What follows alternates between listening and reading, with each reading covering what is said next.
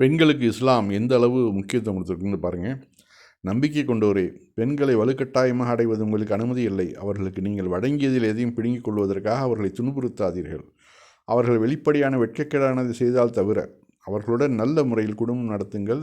நீங்கள் அவர்களை வெறுத்தால் நீங்கள் வெறுக்கும் ஒன்றில் அல்லாஹ் ஏராளமான நன்மைகளை அமைத்திருப்பான். திருக்குர்ஆன் 4:19. பெண்ணின் சம்மதமின்றி செய்யப்பட்ட திருமணத்தை நபிகள் நாயகம் ரத்து செய்துவிட்டார்கள். ஆதாரம் சஹீல் புகாரி. திருமணத்துக்கு பெண்களுடைய சம்மதம் எவ்வளோ அவசியம்னு நம்ம உணர்கிறோம். நீங்கள் உங்கள் மனைவியரை அடிமையைப் போல் அடிக்க வேண்டாம், பிறகு அதே நாளில் இறுதியில் அவர்களுடன் உறவு கொள்வீர்கள் என்று நபி கூறினார்கள். அதாவது அடிமைகள் போல் அடிக்காதீங்க, பெண்களை அடித்து துன்புறுத்தாதீங்க அப்படிங்கிறாங்க. ஆண்களைப் போலவே பெண்களுக்கும் உரிமைகள் உள்ளன.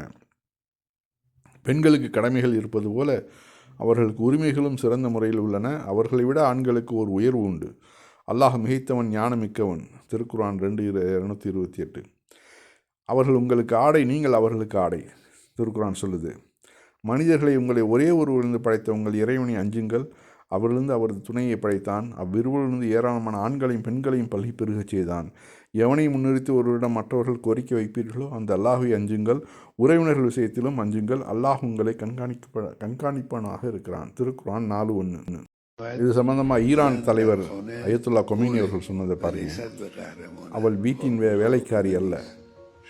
ஏன் இதை செய்யவில்லை, ஏன் இதை செய்யவில்லை, அது வீடு ஏன் சுத்தமாக இல்லை என்று நீங்கள் அவளிடம் கேட்கக்கூடாது. அவள் ஒரு மலர் அரவணைக்கப்பட வேண்டும், அது பாதுகாக்கப்பட வேண்டும். அவளும் தனது நிறத்தாலும் நறுமணத்தாலும் நற்பண்புகளாலும் உங்களுக்கு பயனளிப்பாள்.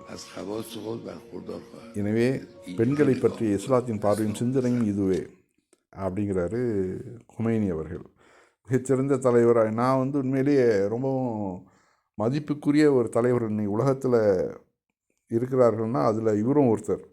ஆனால் என்ன, ஒரு ஷியா கொள்கைகள்லேருந்து அவர்களுக்கு இப்போ அவரே சொல்கிறார், ஷியாக்களும் சன்னிகளும் ஒன்றாவது காலத்தின் கட்டாயம், ஒன்றாகணும்.